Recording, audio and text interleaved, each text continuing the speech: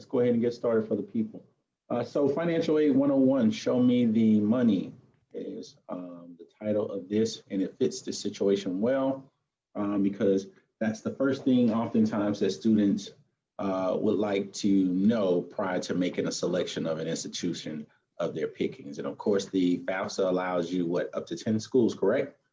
Yes, sir. Information. So let's go ahead and get started.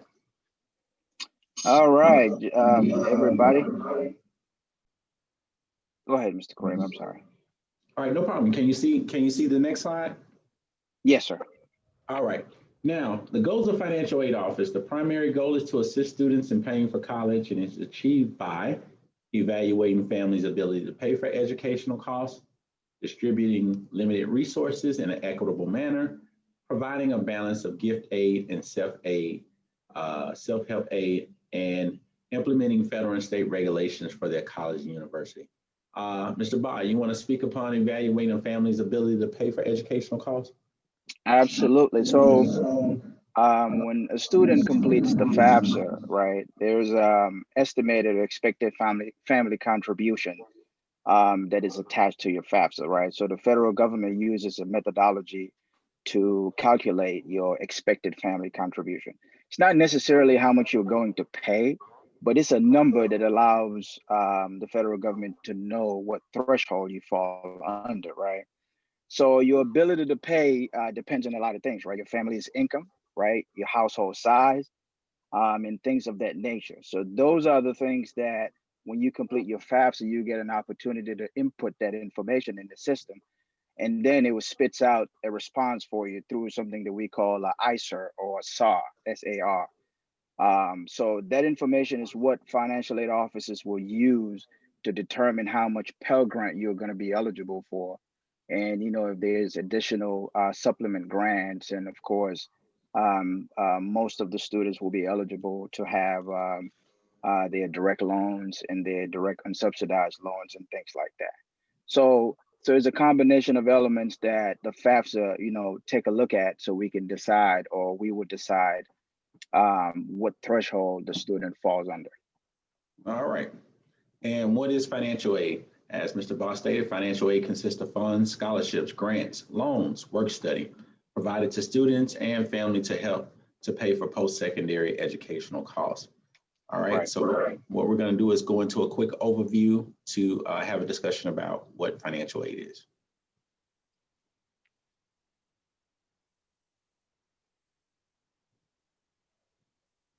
Okay.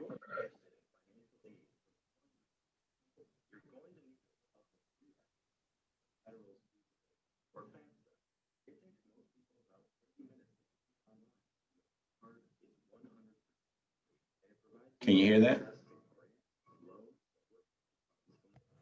You can turn the volume up a little bit. Turn up the volume, please. Sure, no problem. Hold on, let's see if we can turn it up some.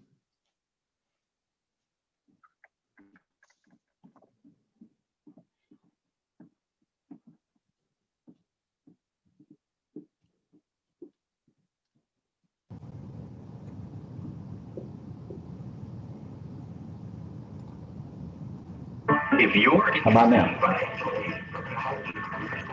It's good. Good.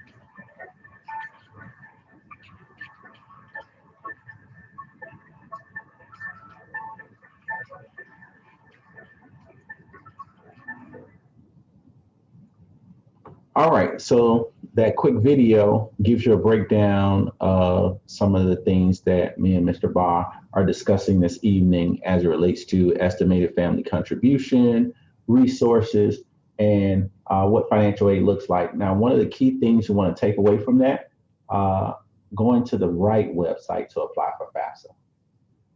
Yes. Very, very, very important. Oftentimes, some students may just type in FAFSA, FAFSA.com, and it tells you to complete the process by paying $49 or $59, but the FAFSA is free. As you notice, it said FAFSA, FAFSA.gov. You definitely want to make sure you go to that website, because if you wind up paying someone is just simply going over to the free website and putting your information in, and or being possibility of being scammed. Now, let's discuss resources. Resources, there are 5 types of financial aid resources. Grants. Grants is funding that you receive either from the federal government, state level, and those are things that you don't have to pay back. Loans can come from the federal government and are from a private source as well. And if you are at a institution where there's state appropriated loans tied into, like there's a Be On Time loan in the state of Texas where it ties into you graduating in 4 years. And if you graduate on time following your curriculum, it could possibly turn into a grant. And then there's work study. Work study also ties into the financial aid portion. Now, scholarships go so many ways. You have external scholarships that come from an outside source, which could be an organization, a corporation, or anyone who's providing a resource to you to help cover your tuition and fees and or room and boards. You definitely, if you're receiving an external scholarship, you definitely want to make sure that the person who's providing you the scholarship, whether it be an organization or a corporation, states exactly what the scholarship is for. Some scholarships will state if it's for tuition and fees purpose only, or some scholarships will state if it's for personal expenses, meaning that it is utilized for your indirect costs. All right, and so there are also internal scholarships. Internal scholarships usually come from either the Office of Admissions, which is academic merit scholarship money that's offered to you when you're applying for that institution, or once you actually become a member of the institution that you're attending, you may be eligible for some endowed scholarship funding, and that normally comes from the institution advancement area in the college of your attendance. Okay. And then again, for you athletes out there, there's that performance-based scholarship funding. If you're part of the choir, or if you, let's see, athletics, choir, and there may be 1 or 2 other performance-based scholarships at your institution. And yeah. Go ahead, Ms. Bach. Oh yeah, I was saying, I was just following up with you. Sometimes, institutions with band scholarships, you may have some of those. You're absolutely right. Yeah. And you've mentioned, some of the athletic scholarships as well. And Right. one of the takeaways that I want to, push to you guys really quickly is when you are looking at your offer letter, right? You want to look at your offer letter. You want to get the funding that you don't need to repay, right? So you want to get the grants first. You do want to get the supplement grant if it's available. You want to get the scholarships and the work study. And loan should be the last funding that you look for, right? So make sure that you exhaust all those options first, and then if you need additional funding, then you are eligible, to get the subsidized and unsubsidized loans, and then of course the Parent Plus loan if you need additional funding as well. Now, I hope you guys paid attention to what Mr. Barr just stated. He said you definitely want to look at the grant pieces first. If you notice, the video said financial aid is almost on a first come, first served basis as it relates to what available funding is within that institution. The supplemental grant that he spoke of, each institution receives a different amount that ties in, and that's almost a first come, first served pot of funding that's tied into Pell Grant recipients. So that's almost on a first come, first served basis. That's why it's imperative that you apply for financial aid at the first of its availability, which was October 1. So now is a good time for you guys to start applying for financial aid, and be mindful, parents, it uses the prior year taxes. Right, Mr. Barr? Absolutely, absolutely. And you know, that's another key area where, you know, students may have their FAFSA held up because they may input the wrong year. So the upcoming school year is the 2021-2022 school year, right? But you're going to need your 2019 taxes. You and your parents are going to need your 2019 taxes that will need to be inputted in the system. And so you definitely want to be mindful to, you know, to make sure that that's the information that you put it in the system. And we will talk about some other things in the following slides as well. All right, let's keep it going. All right, so again, resources, a source of suppliers support, an available means, a natural source of wealth of revenue, a natural feature, a phenomenon that enhances the quality of life, computable wealth, a source of information or expertise. That is what is considered as resources. But on the left, those resources are what's related to you trying to receive a bachelor degree or anything beyond to assist you with your matriculation. Okay. All And right. Mr. Kareem, just to make mention also, um, there are so many scholarships that's available out there, right? Yes. Yes. Oftentimes I have to go find students to give money to, right? The funding is there, right? The funding is there. So you guys have to do a good job going after those scholarships. I tell all my students, if you see me, if you run into me in campus and you're not asking me for money, then you're not doing your job. You Correct. should be asking me every time you see me about potential scholarships that's out there. What's that's going to do for you later on is once you graduate, these are monies that you don't have to pay back. So our goal as administrators is to give you those monies and push you in that direction where to get those resources. Now, the funniest part about what Mr. Bob stated to you is this. There's a scholarship that he's promoting around campus that may be available to 36 other institutions as well. And they're giving away $100,000 in scholarships. And let's just say the other 36 institutions have 1,000 students apiece as well. So we're looking at 37,000 students, and there's a $100,000 scholarship pot, right? And they're giving away 100 slots. So that means that could be $1,000 scholarship per student.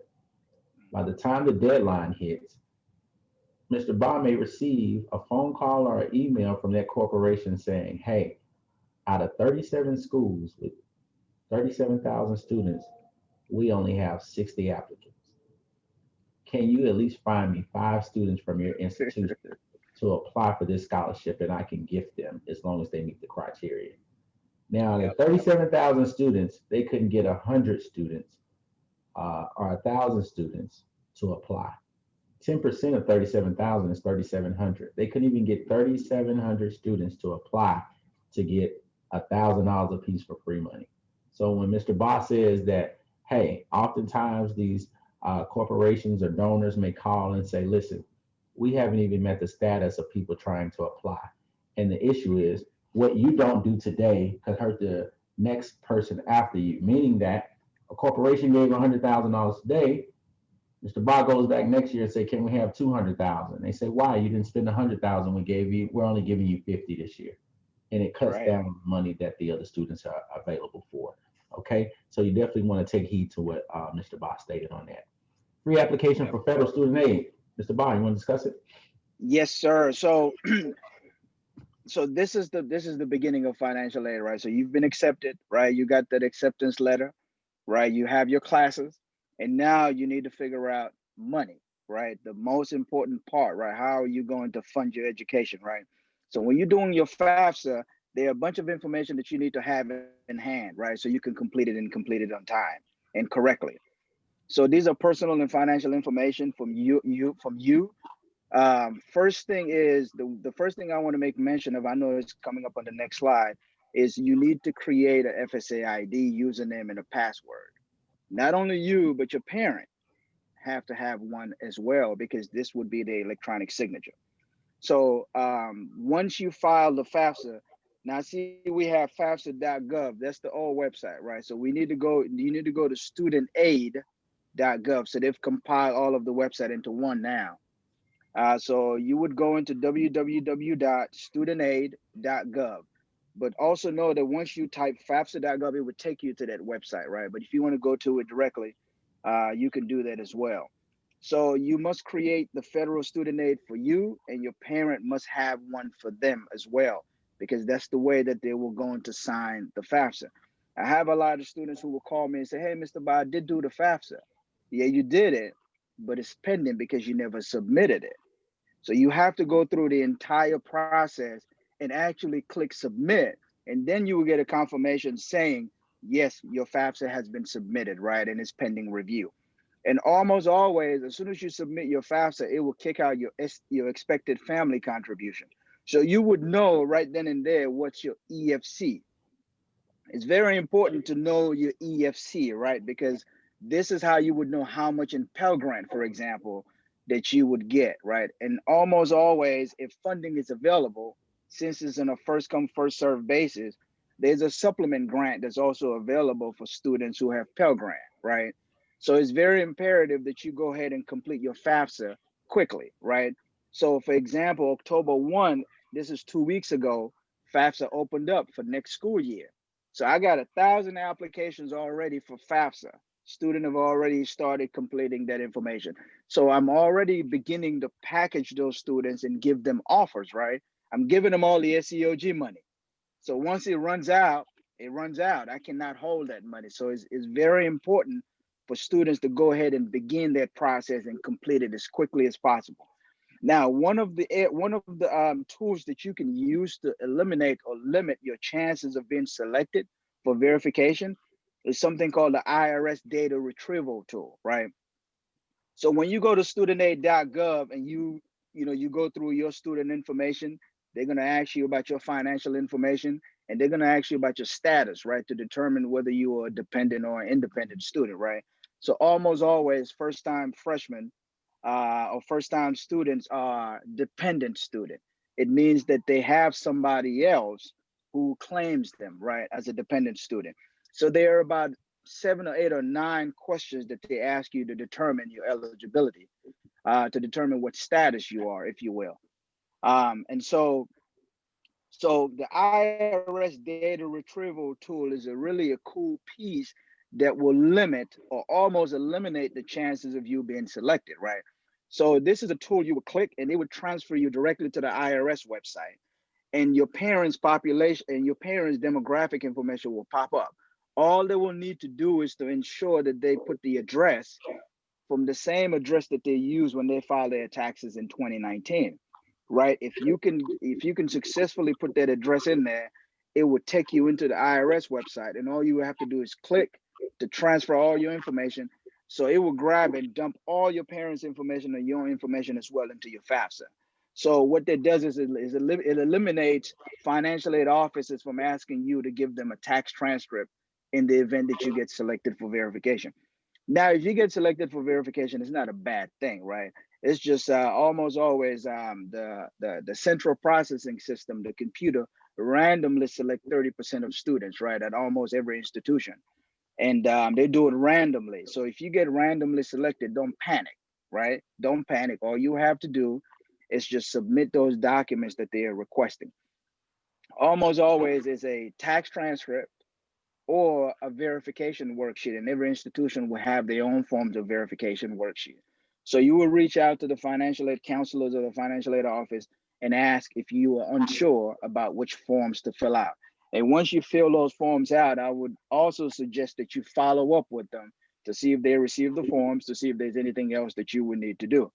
So typically, if there's no problems with your FAFSA, there's no problems with the financial information that you put in the system, all they would do is just verify it, and then they would award you, right? They will give you a financial award. And then if you have any questions after that, then you would definitely reach out to the office and ask for those questions.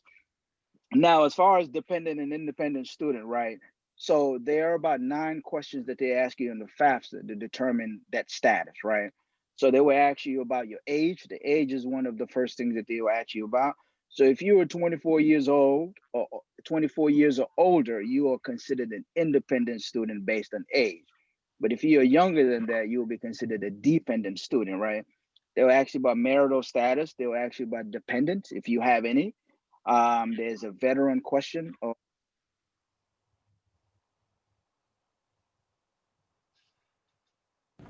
At Your risk audio. of being homeless. Oh, okay. Sorry. Yeah. Your audio went out for a second there, Ibrahim. Oh, I'm sorry. There you go. I apologize. Okay, can you hear me now? Yes. All right. So there's a veteran status that they will ask you about, and then legal guardianship status, and then of course they have some homeless, at risk of being homelessness, question that they have on there, right? So if you were able to answer no, if you answer no to all those questions, you will be considered a dependent student. But if you answer yes to one of those 9 questions, then they will consider you an independent student. So that's how the dependency versus the independent status work.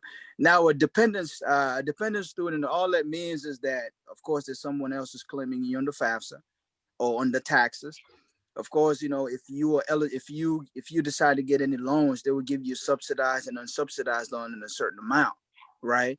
And in order to access the additional amounts that you would need, a parent may need to do a parent plus loan to be able to access those additional amounts. So typically a first-time student, you are eligible for about $9,500 in student loans, right? Between subsidized and unsubsidized loan. But an independent student, you don't need a parent's information, it's just you, and you're still eligible for the same $9,500. Okay. So I just saw some questions in the chat. Let's see if we can answer them live real fast. One of them states, how are students eligible for grants? So for the federal Pell Grant, Mr. Boss spoke about, there's pretty much a formula. The ELC determines if you're Pell eligible. So they take how many people reside in the household versus the income that's in the home, and it spews out a estimated family contribution, meaning how much does your family have to contribute towards your education. And if the best number you always want to see is 0.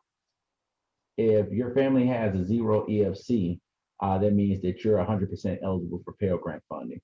And maybe roughly 2 years ago, the federal government allowed year-round Pell, meaning that you're eligible to receive Pell Grant funding for fall, spring, and summer. Now, you definitely want to graduate in 4 years or less because Pell is only limited to 6 years or 12 semesters. So you definitely want to take advantage of that and graduate in less than 4 years. As well, it depends on if you're at a private or a state institution. It depends on what type of grants they have available as well to meet that criteria for the students that are in reference. I hope that part helps. There's a second question, Bob. Is there a list or a specific place where the scholarships that can be found? Okay, so there are 2 places. Yeah, so typically. Yeah. Go ahead. No, go ahead, Mr. Kareem, and then I'll go after you. All right. Now, for both of our institutions, one of them would be www.tmcf.org. That's Thurgood Marshall College Fund.org. And Mr. Ball, you want to give yours? So we do have the UNCF website. UNCF is one of those organizations that give us a lot of money to give to students. So uncf.org, you want to go ahead and create a profile, right? Create a profile. And of course, on our website, www.shawu.edu/financial aid. And we have resources of scholarships that's on there, all the endowment scholarships, as well as scholarships that's outside. All right. And on Delaware State University's website as well, if you go to www.desu.edu and type in the search field scholarships, it'll bring up all those scholarships available. But at the end of the presentation, we do have some information and links as it relates to both of our institution academic merit scholarships, okay? Another question says, this year, most schools took a 25% loss in terms of funds. How are your universities dealing with these cuts, and how do they affect students who need financial aid? I would definitely say for Delaware State University, even though some schools took a percentage of loss, it just depends on each institution. The only effect that it pulls from a financial aid resource from an institution would be the bearings of the academic merit scholarship funding being offered or performance-based, because each institution cannot touch the federal funding piece of it, because those amounts are determined by the federal government, which is the Pell Grant funding and the sub and unsubsidized loans that you're actually eligible for, and or the Parent Plus loan. But as it relates to any funding that the institution solely provides for you, now that portion would truly, I'll be honest and say, students would definitely need to apply ahead of time to make sure you can fall in that pot for eligibility.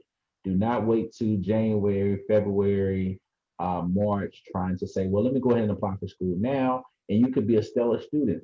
However, there have been so many students who start applying for FAFSA October 1, get their information in, and then, as Mr. Boss says, financial aid starts awarding them, showing them what academic merit money is available, and there's just a budget available for academic merit funding. And once that resource has been exhausted, and then now you're scrubbing for additional funds outside of that.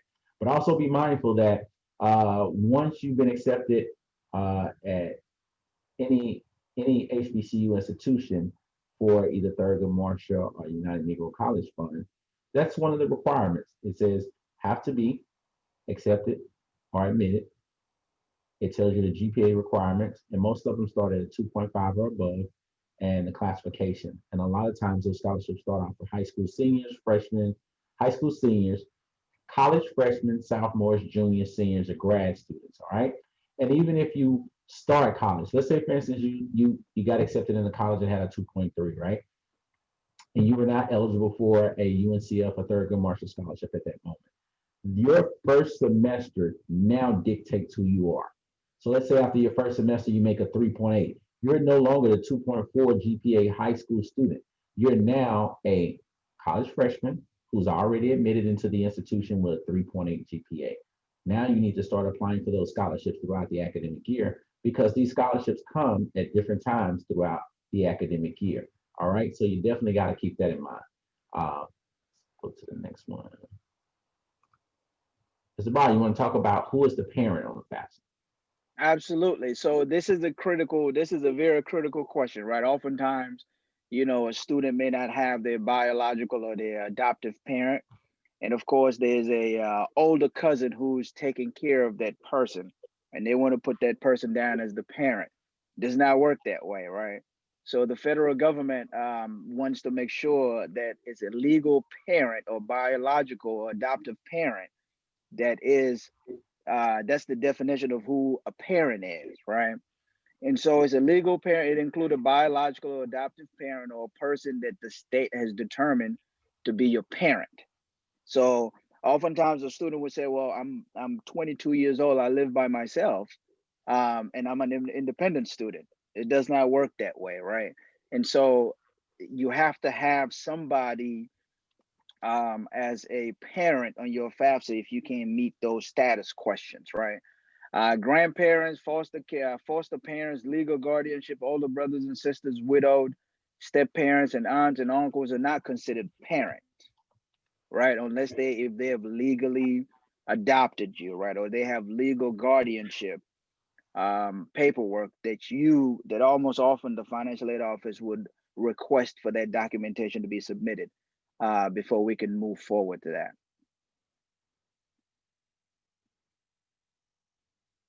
Okay. And the next slide is the parent marital status, right? So on the FAFSA, when you're completing the FAFSA, they're going to ask about the marital status of a parent, right? I know at Shaw University, majority of the parents head of household. And then of course you will find a few that's never married. And then of course there are some who are married, but they file separate. And then there are others who are married, but file joint.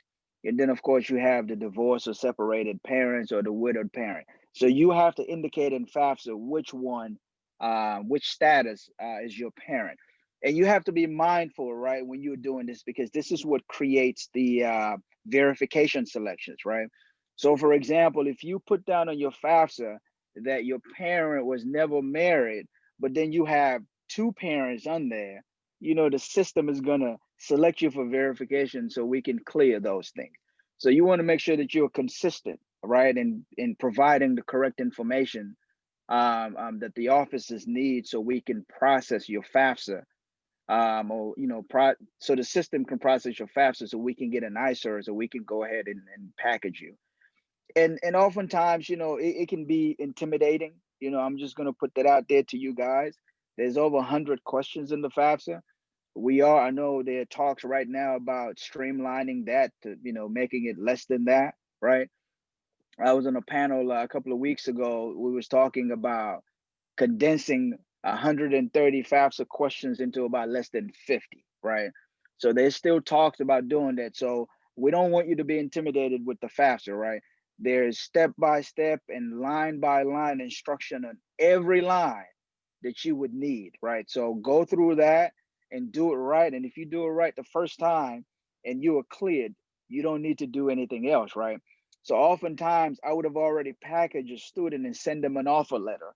And then 2 days later, they went in there and changed the address. And all of a sudden now their FAFSA got selected, right? Now, initially, the FAFSA was not selected. So we took the information for face value. So I'm gonna give a quick example. I had a student who was in school for maybe 2 months already. And they went into the FAFSA and they changed the parents' marital status and it created a verification selection.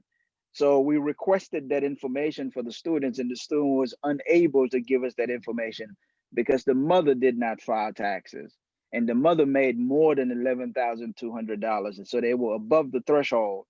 And so that student, we end up having to send all of the money that we had requested and dispersed to the student's account because they were unable to provide the necessary documentation. So a good thing to do is once you've completed your FAFSA and your FAFSA, you are not selected for verification. You do not need to go back into your FAFSA and change anything. Now you can add schools on there, that's fine. But I would strongly suggest that you don't go in there and change any of the additional information or change any information that you just put on there. Okay. I know that next slide was the data retrieval tool. We talked about this earlier.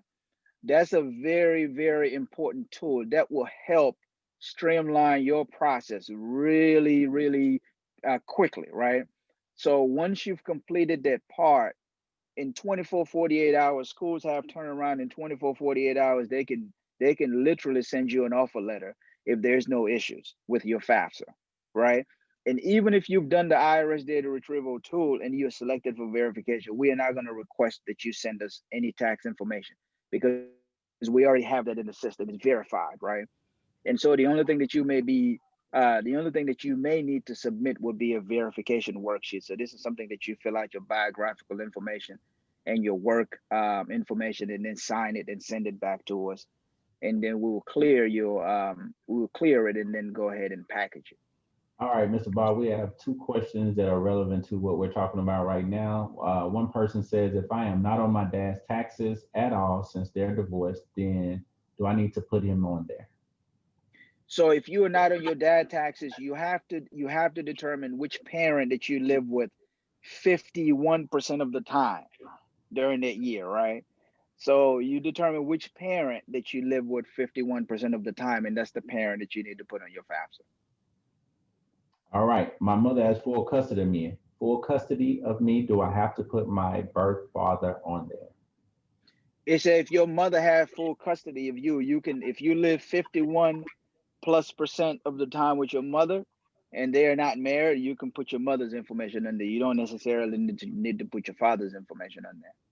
All right. During the tax year 2019, I resided with my mother and grandfather. Now 2020, as a high school senior, I am residing with my father. Should my father's information be included in any financial aid request? So remember, we are using the 2019 taxes, right? So you want to, even though FAFSA is a snapshot of what's happening right now, but we would definitely need your 2019 tax information. So it is not uncommon to use your 2019 information, right? The parent that you were living with in 2019 to use that information. And another thing that I want to, you have another question? No. No.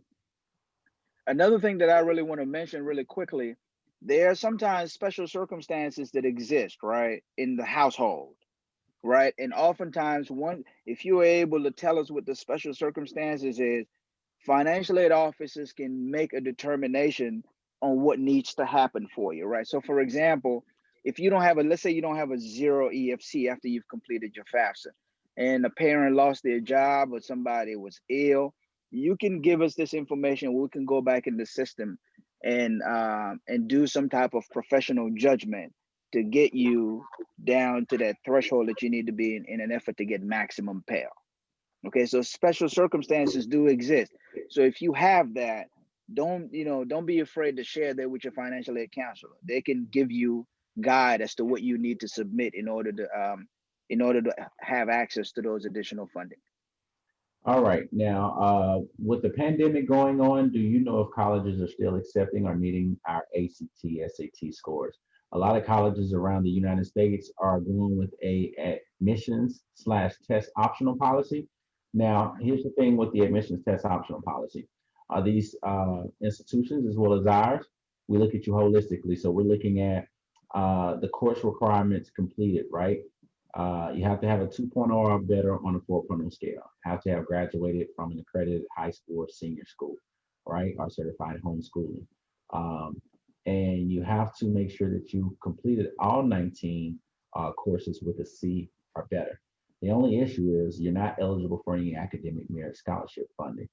The great thing about it is if you actually happen to take the SAT or ACT prior to the first day of class for fall 2021 and you submit your SAT or ACT scores, then you would be eligible for a scholarship based off the criteria that you provide. If you are eligible for one, we would send that out on your behalf saying, hey, even though you were accepted in September and you take the test in March, you submit the scores. You take the test in June, you submit the scores.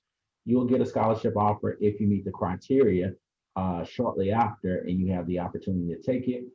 And financial aid will redo your financial aid packet to include the academic merit scholarship that was offered on your behalf. Okay, I hope that part there helps. Let's see, because we got quite a few questions. Let's see. What would stop your IRS from working when trying to complete it? For the IRS data retrieval tool, sometimes it could be the smallest thing. So if you know exactly how you stated your physical address, if you spelled out street instead of abbreviating ST period, that could stop the process. But whatever, if you put an address without putting the apartment number, that could push it back. So whatever you filed, whatever address you filed, because typically that's the biggest issue. Whatever you file the address at, you make sure you put the correct information in there in order for that information to be uploaded. Okay. This is a great question. We're going to get to this in the middle of the presentation towards the end. Also, if parents' income changes from the time they fill out the FAFSA and the time a student starts school, is that taken into consideration? So that's a part of the presentation tonight too. So we have quite a few slides. What we're going to do is slide through some of them so we can get to some of that information because you guys have some great questions, and me and Mr. Barr have actually answered a lot of this information on the PowerPoint this evening. So let's just go ahead. These were some of the parental marital statuses that he spoke of. Let's see if we can go to the next, the data retrieval tool, general highlighted eligibility requirements for FAFSA. You must have a valid Social Security number, must be enrolled or accepted for enrollment in an eligible program and study. Okay, now you must be pursuing a degree. There's this thing in financial aid that you have to tie in a coding to your degree.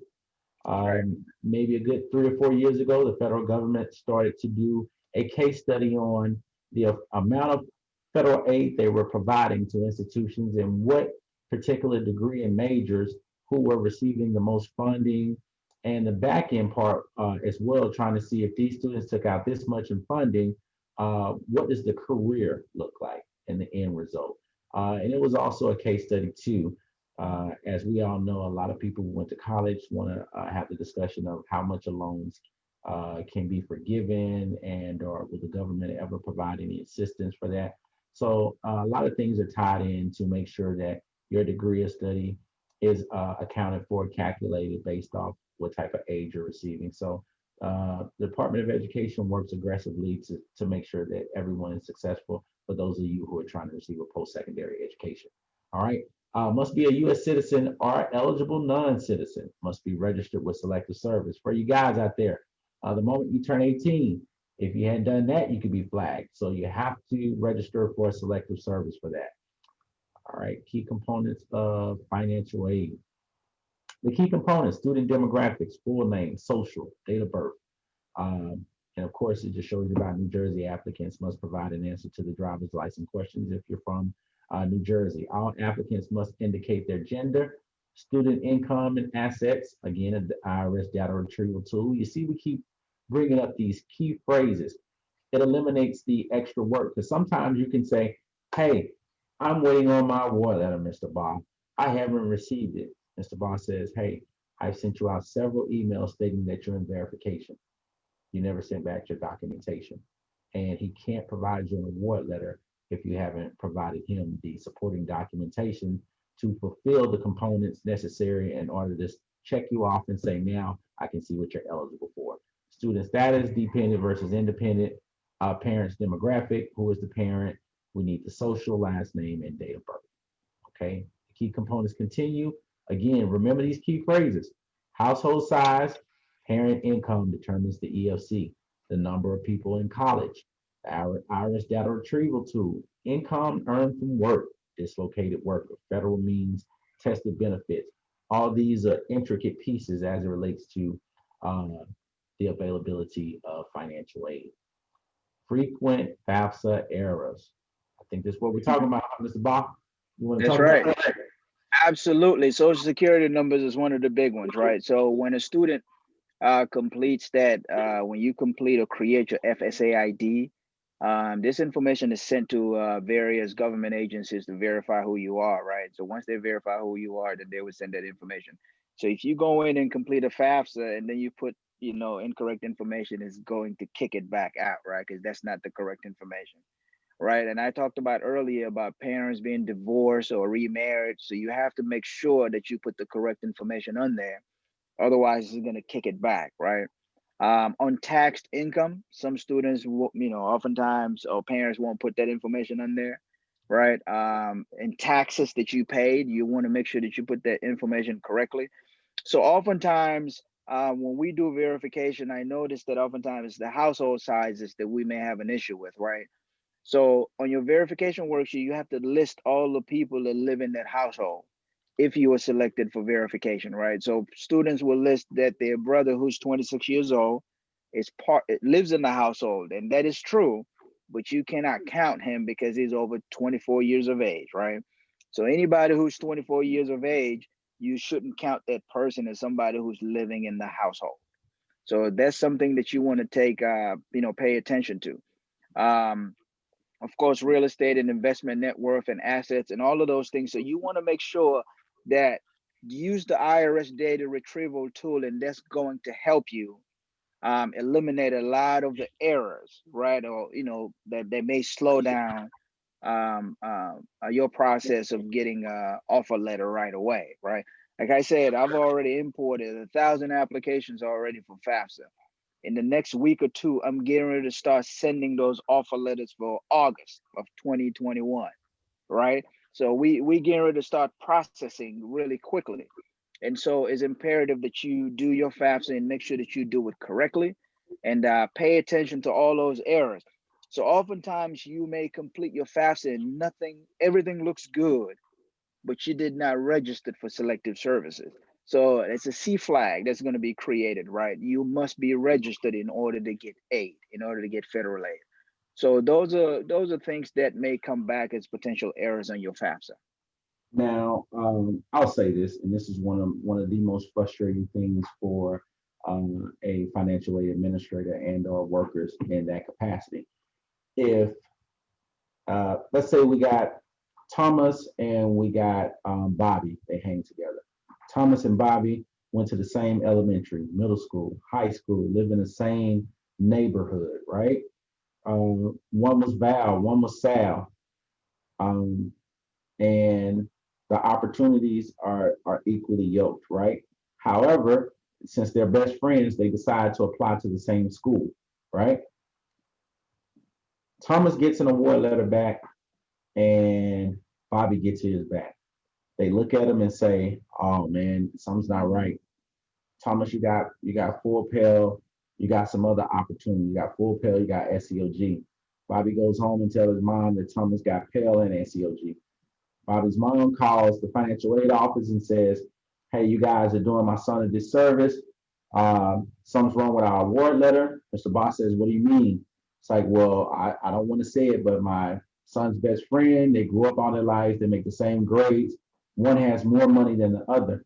But what was never stated was Thomas actually lives in a house with 3 other brothers and a mom who's a single parent who makes maybe $26,000 and she's supporting 4 kids. That may yield a 0 EFC, right? Bobby's mom may be married and collectively her and her husband may make $100,000 and Bobby's the only kid. Bobby's not eligible for Pell Grant funding. So they have similar situations as far as academics, socioeconomics, as far as the neighborhood. However, the household information is different, right? Again, the EFC is the estimated family contribution. Thomas' mom has 4 kids and it's herself and she only makes $28,000. Her estimated family contribution is going to be 0. Now, Bobby's mom and dad makes $100,000 collectively and he's the only child. Their expected family contribution may be $26,000 that they have to contribute towards his education. So you have to be mindful of that. So don't think that because and that's one of the probably one of the biggest frustrating things because you'll have some students who look at their information and try to compare it to the next person's information. And each case of financial aid is separate based off the person's estimated family contribution. Right, Mr. Bach? Absolutely. Very great point, right? Yes. No two financial aid is equal. No two Right. financial aid is equal, right? There's so many factors that goes into it. So Right. you always want to take a look at yours and focus on that one, right? You cannot focus on somebody else because you have no idea what that information is over there, right? But the basis of financial aid packaging, of course, is that's how financial aid is packaged, is through your EFC, right? So of course there are different formulas that the federal government use to calculate this amount, right? But they will spit that information out to you and of course to the financial aid officers, right? Once you complete your FAFSA. EFC and financial need are guidelines used by schools to determine, what kind of packaging you will get, right? And like Mr. Kareem said earlier, it's not necessarily equal to how much out of pocket that the family may pay, right? So even though that family that had 2 parents, right, and so it's 3 people in the household, and the one student is going to college, they make $100,000. Their EFC is $26,000. It does not necessarily mean that that's how much they're going to pay for the school, right? So that's just an estimated family contribution that through the formulas that was used to kind of guide how much money that their family should be spending towards that students' education, right? All right. And what is financial need? There we go. So that's one of the areas that I struggle with a lot of my students, for example, right? We have a lot of first generation students, first generation college students. They were accepted. They got a class. They're excited. This is the first time that they're coming from home. They're the first one in their family to come to college. We send them an offer letter, right? They have, $19,000 in aid, right? A combination of Pell Grants, supplement grants, and some merit-based scholarships and some loans, right? But it actually costs $25,000 to come to Shaw University, right? That's how much our cost of attendance is, $25,000 tuition fee, room and board. But this student only has $19,000. So oftentimes I have a conversation with parents and they would say to me, well, Mr. Bob, I have financial aid. So yes, you do, but you don't have enough to cover, right? So the first thing as a college student that you want to do is first, you want to know how much it costs to go to an institution. That's the first thing that you want to do. So the cost of attendance minus your expected family contribution, which is an EFC, It's your need. That's how much financial aid that you need, right? And again, like we said, just because you have a EFC number does not mean that that's exactly how much money you have to spend. It's just a guide, right? So that's what we talked about earlier, looking at those grants, looking at those scholarships, looking at work study, right? Looking at outside scholarships before talking about borrowing, right? One of the key things that we do when it comes to borrowing, no institution will disperse your money until you go through a certain training to know exactly, what loans are before we even disperse those loans to you, right? So there's a financial literacy piece that's associated with that. All right, and let's get into the types of aid. Got a little quick video real fast. We just keep reiterating the things that we're telling you because financial aid is a strong, huge bubble with the same content. And we just want to make sure you guys grasp the concept, okay? If you need help,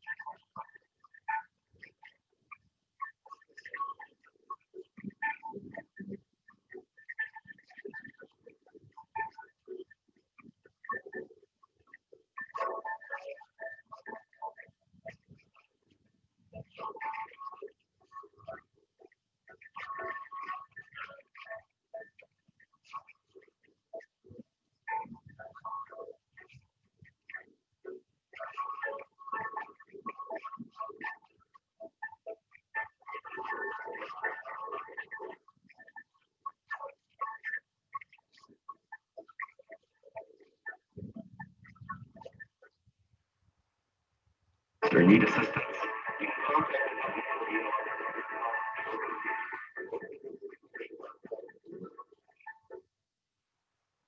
All right.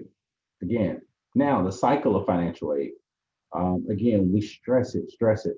October through March, complete the FAFSA application, college search, college application process, and a CSS profile. February through May, school sends out award letters. June through July, school sends fall semester bill. This is just an academic cycle.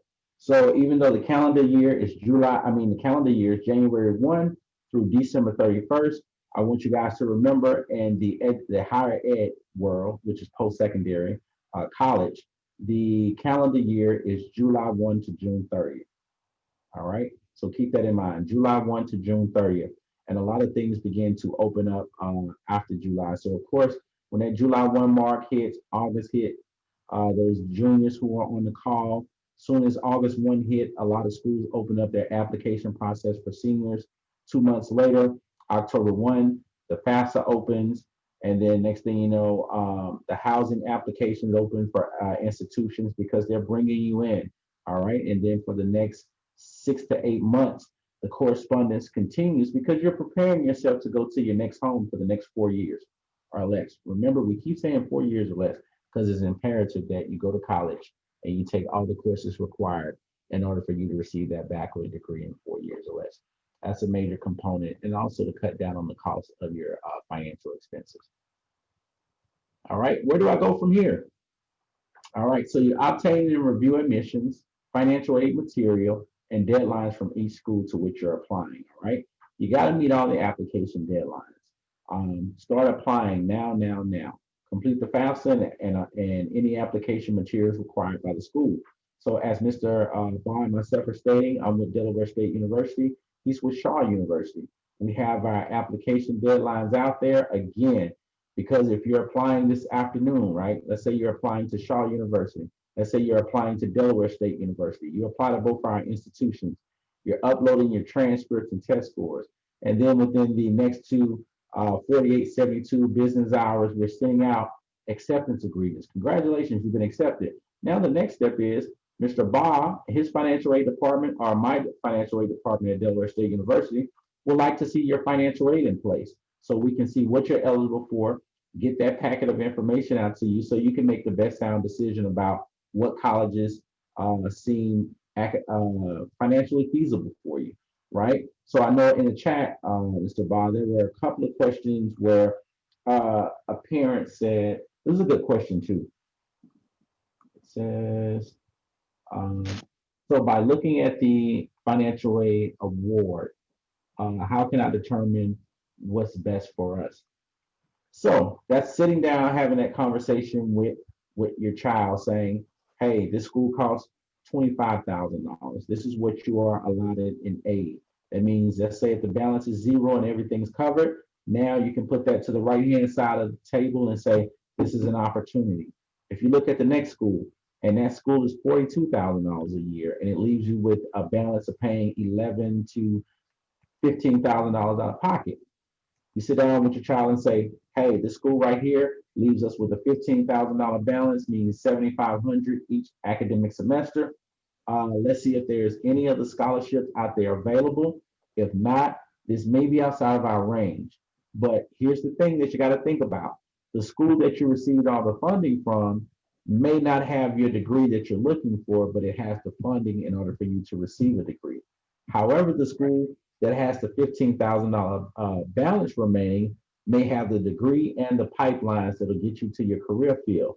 You definitely want to focus on, if I have a $15,000 gap, what other opportunities out there are available for funding in order for me to meet my financial goal to go to the institution of my choice. So that's when you have to sit down with your parents and yourself and say, let's have a conversation about what finances look like and what we can actually afford. Okay, that's one of the biggest things. Here's a good question for you, Mr. Ba. Let's see. Let me go down to it. I think I told the person we'll come back to it. My mother has more than 51% custody of me, but is married to someone else. Do I still need my dad's information? So the household, you would have your mom and your stepfather's information because you live in that household, right? So you would provide those two or that one tax information, right? So depending on how your mother filed, that's the tax information that we would need to have. So another thing I know, and while we are on this subject, there are often times when, a student will say, or the parent will say, well, I was married then, but I'm not married now, right? So a year ago, I was married, but today I'm divorced, right? And remember, we are asking for the tax information from 2019, right? But the father, the husband is no longer in the picture, right? So the mom, then this is information that once we know in the office, we can make professional judgment. Here's another example. Your mother is married to your stepdad right now, but we are requesting tax information from 2019. Your stepdad was not in the picture then. What do, right? So you have to provide your mother and your stepdad's tax information, right? Because your stepdad is in the household right now. So FAFSA almost always is a snapshot of what's happening currently, right? But the tax information is the only thing that we are going back and looking at and making, the decision based on tax information for 2 years. So those special consideration, of course, we could take special consideration if something else is happening in the household. So I just wanted to mention that. Now, Bob, here's a funny one right here. This is a good question, but let's say you live in 3 different households. How would that work? It said 3 different households. Three different households. So you definitely want to first, we're going to determine which parent tax information that we're going to do in there, right? So it's almost always, the guide is typically the parent that you spend the most time with. That's their tax information that you would need, right? Of course, you're not going to be able to put 3 different households in the system. We kind of have to decide which household that's going to be on the FAFSA. Right. And let's see, my mother's boyfriend lives with her and my siblings. Should the boyfriend be counted in persons who are living in the household?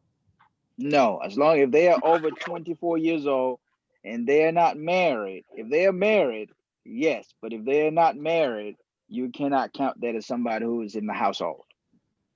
All right. Are women required to register for armed forces?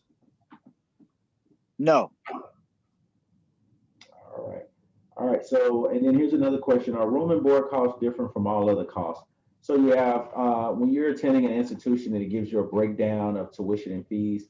So you have tuition and fees. Tuition and fees are related to the cost of the instruction.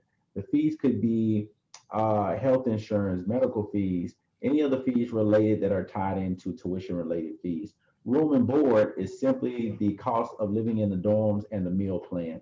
So you definitely want to take in process of that. So there's a thing called direct costs and indirect costs. So if you get an award letter and it shows you, let's say the budget's 36,000 and it shows you the cost of school is 36, but you say, I thought school was only 27,000. It is. The financial aid award letter is simply going to show you direct costs, which is tuition, fees, room and board. Indirect costs is saying the cost that you possibly could incur while you're in school, which is transportation, personal expenses. Those are like, when it says transportation, like the cost for gas, personal expenses, toiletries, and things like that. It allows financial aid to possibly provide you some additional funding outside the cost of tuition and fees to assist you during your educational endeavors. So, but that's not a true related cost that you pay out of pocket, the indirect cost. Okay. Okay, so I hope that helps because that was a question that was just asked. And let's say, I think there was one more. Can you explain the $11,000 threshold for my parents' income? If my parents, mom and stepdad, make more than that, what does that mean for my financial aid? Well, So, there you go. so the 11,000 says $11,200 threshold, right? That the federal government established as if you make this or more, you are required to file taxes. But if you make less than that, you do not necessarily require to file in order for the student to get financial aid, right? So let's say your parents made $12,000 and they did not file taxes. Guess what? We cannot give you financial aid because your parent did not file taxes because they're above the threshold, right? But if they were below the threshold, then they can provide the W-2s to us and we can use that as the income and they do not necessarily have to file taxes. All right, hope that helps. All right, now there are other forms and resources outside scholarships, campus administered payment plans, campus employment, specialized campus opportunities. You can be residential advisors, which are RAs. That means once you get in school, you find that groove your freshman year, start making those great grades. And then at the end of your freshman year, you can apply to be a residential advisor, meaning that you're going to be that residential assistant who may be responsible for a hall of students. And that truly shows leadership and that you are a peer to peers.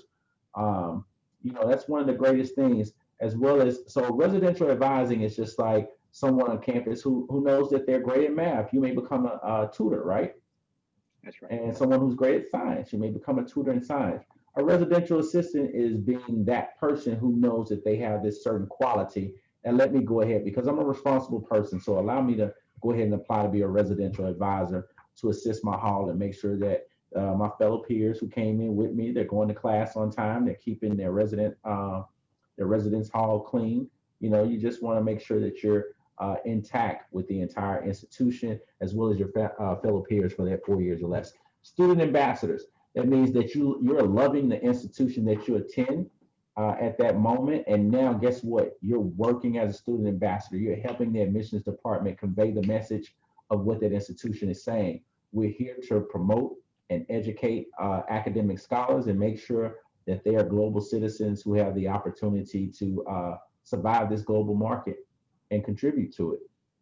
Student tour guides, those are students who come in and say, hey, I love this campus. I know the campus. Allow me to engage with incoming students. Allow me to engage with parents who are looking for their students to go to a strong institution. allow me to engage elementary and middle school students who are taking that step of coming on the college campus to learn about it, taking those field trips. So now you're that student tour guide who's explaining the history of the institution, the legacy of it, the buildings, what all the buildings include, the people who work in it, the internships and co-ops. If you're an accounting major, a business major, after your sophomore year or after your freshman year, really, then you start dealing with internships and co-ops. So by the time you graduate, you'll have that job that says, hey, bachelor's degree required, 2 years of experience needed. Well, if you've been interning since your freshman year, you may go to that same internship the next semester, right? I mean, the next academic year, that next summer. That means that corporation could have you in their books for 2 to 3 years straight. So when you do graduate, either they're going to hire you or you have the opportunity to truly put it on your resume and say, I do have a bachelor's degree and I have 2 to 3 years worth of experience because I've been interning since my freshman year. So those things are important with the internships and co-ops, okay? What's out there for students? All right, so this is Shaw's information that's out there for students. I'll let Mr. Ball speak about their merit-based grant funding. All right, so we have about 6 different merit-based scholarships, right? So once you apply to Shaw University, you are automatically eligible for those merit-based scholarships. So it's based on your GPA and also your ability to pay, right? So it's your GPA in a combination of your GPA and your ability to pay. So we have the Shaw Promise Grant, right? This is the lowest one. GPA is between 2.0 to 2.49. You can get up to $3,500.